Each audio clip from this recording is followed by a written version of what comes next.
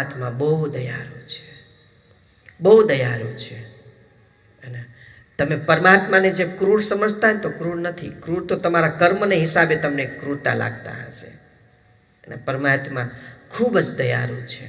એના તો પણ એ બિચારા એમ કહે છે પરમાત્મા કે ચાલો આનું એકવાર મૃત્યુ થઈ ગયું, ફરી બીજી વાર જન્મ થાય છે, તમને બીજી વાર ગર્ભ રહે છે.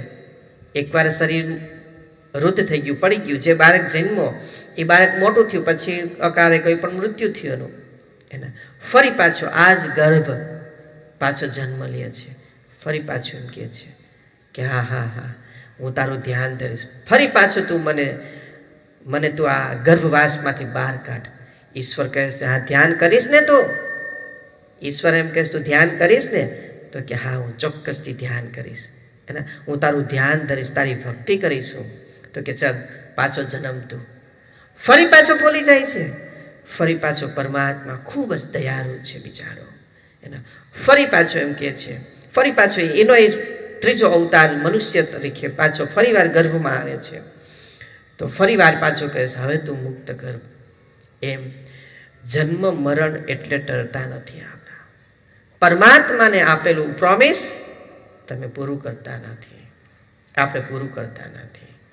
જે ગર્ભવાસમાંથી મુક્ત થવા માટેનું પરમાત્મા સાથે જે સહી અને કરાર કરીને આપણે હું તમે બધા પૃથ્વી ઉપર વસીએ છીએ, એ પ્રોમિસ એ કરાર આપણે પુરવાર કરી શકતા નથી. એટલે વારંવાર આહવાગમન કરવું પડે છે.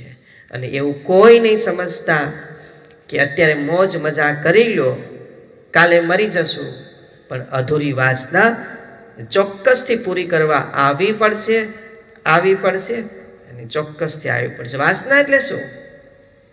વાસના એટલે એવું ખાલી એવું જરૂરી નથી કે સ્ત્રી પુરુષના જે સંબંધો છે એમાં જ એને વાસના અનેક પ્રકારની હોય. કોઈને ખાવાની વાસના રહી ગઈ હોય, કોઈને પીવાની વાસના રહી ગઈ, કોકને કંઈક કહેવાની વાસના રહી ગઈ, કોકને ક્યાંક મળવાની વાસના રહી ગઈ હોય, કોકને કંઈક ભોગવવાની વાસના હોય.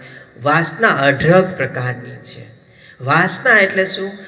ત્યાં તમારો જ્યાં જીવ છોટેલો છે ને, જીવ છોટેલો હતો એ પુરવાર નથી થયું, તમારું મોત થઈ ગયું, એને પુરવાર કરવા માટે પુનઃ જન્મ ફરી વાર આવી એન્ટ્રી ઉલટાવી પડશે.